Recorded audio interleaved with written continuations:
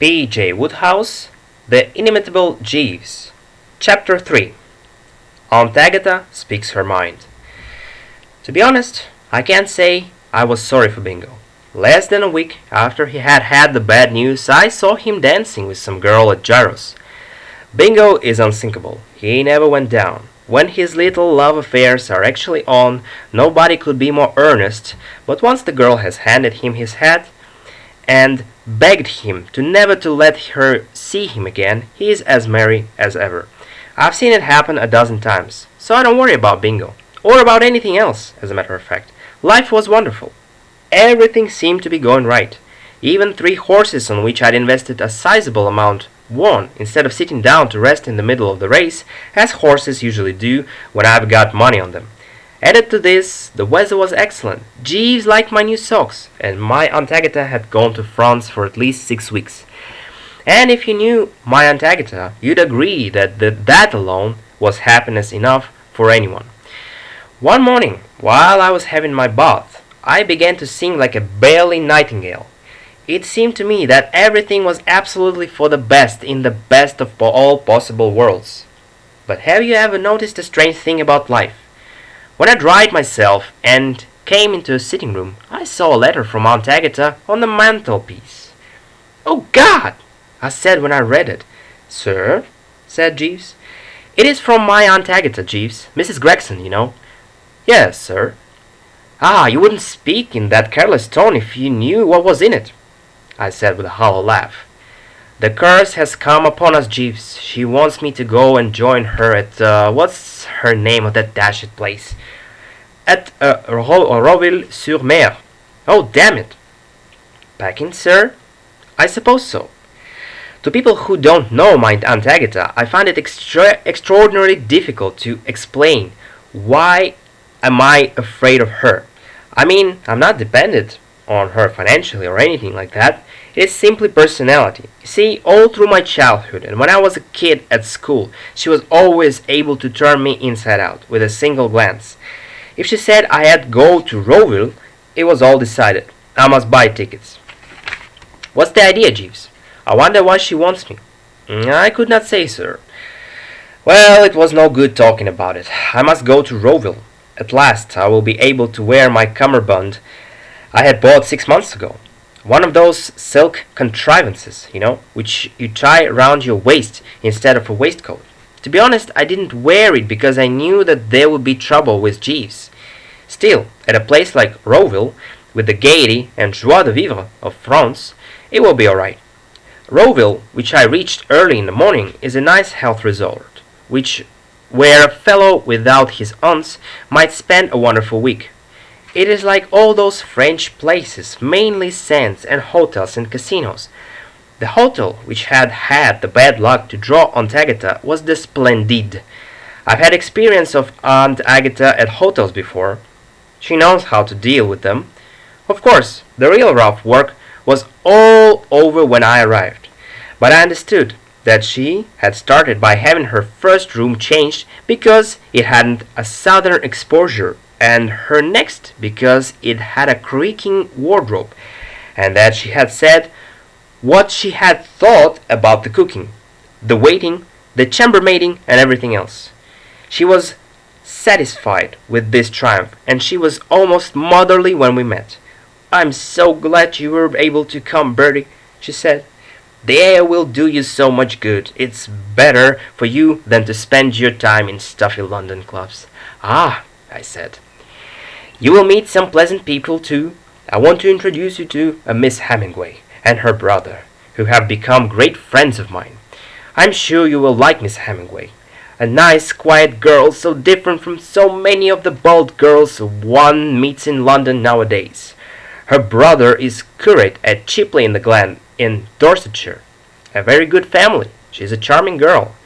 All those worlds were so unlike Aunt Agatha, I felt a suspicion. And I was right. "Ellen Hemingway," said Aunt Agatha, "is just the girl I should like to see you marry, Bertie. You ought to be thinking of getting married. Marriage might make something of you, and I could not wish you a better wife than dear Ellen. She will be such a good influence in your life." "But I say," I began. Bertie dropping the motherly manly manner for a bit and giving me the cold eye. Yes, but I say, it is young men like you, Bertie, who spoil the society. Cursed with too much money, you lead an idle, selfishless life which might have been made useful, helpful, and profitable. You do nothing but waste your time on frivolous pleasures. You are simply an antisocial animal, a drone. Bertie, it is imperative that you marry. But, yes, you should have children too. No, really, I say, please, I said, blushing richly. Aunt Agatha belongs to 2 or 3 of these women's clubs, and she often forgets she isn't in the smoking room. Bertie, she resumed, and here they are, she said. Aline, dear. And I perceived a girl and a fellow. They were smiling in a pleased sort of manner. I want you to meet my nephew, Bertie Wooster, said Aunt Agatha. He has just arrived. Such a surprise! I didn't expect to meet him in Rowville. I was feeling a cat in the middle of a lot of hounds. An inner voice was whispering that Bertram was in trouble. The brother was a small round man with a face rather like a ship. He wore a pince nez. His expression was benevolent, and he had one of those collars which button at the back. Welcome to Rowville, Mr. Wooster, he said. Oh, Sydney, said the girl. Doesn't Mr. Wooster remind you of Canon Blankenship, who came to Chipley to preach last Easter? My dear, the resemblance is most striking. They peered at me for a while as if I were something in a glass case, and I had a look at the girl. There is no doubt about it. She was different from what Aunt Agatha had called the bold girls one meet in London nowadays. No bobbed hair, no cigarette. I don't know when I've met anybody who looked so respectable. She had on a kind of a plain dress, and her hair was plain, and her face was sort of a saint-like. I don't pretend to be a Sherlock Holmes or anything of that order, but that moment I looked at her and said to myself, that girl plays the organ in a village church. Well, we gazed at one another for a bit, and there was a certain amount of chit-chat, and then I went away. But before I went, I had been told to take brother and girl for a drive that afternoon, and the thought of it depressed me to such an extent that I felt there was only one thing to be done. I went straight back to my room, took out the cummerbund, and draped it round myself. I turned round and saw Jeeves. I beg your pardon, sir, he said. You are surely not proposing to appear in the public in that thing. The cummerbund, I said in a careless way. Oh, yes. I should not advise it, sir. I shouldn't. Oh, why not? The effect, sir, is unpredictable. I looked at him. I mean to say, nobody knows better than I do that Jeeves is a mastermind, and all that. But damn it, fellow, a fellow must call his soul his own. You can't be a slave to your own wallet, your own valet. Besides, I was feeling pretty low, and the cummerbund was the only thing which could cheer me up. You know, the trouble with you, Jeeves, I said, is that you're too, what's the word I want, too isolated. You can't realize that you aren't in a Piccadilly all the time. In a place like this, something colorful and poetic is expected of you. Why, I've just seen a fellow downstairs in a suit of yellow velvet. Nevertheless, sir, Jeeves, I said firmly, my mind is made up. I am feeling a little low-spirited and need cheering. Besides, what's wrong with it? The cummerbund seems to me to be quite right. I consider that it has rather a Spanish effect, that old Hidalgo and the bullfight. Very good, sir, said Jeeves coldly.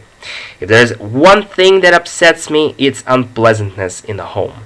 Aunt Agatha, the Hemingway girl I felt through, nobody loved me. The drive that afternoon was boring, as I had expected.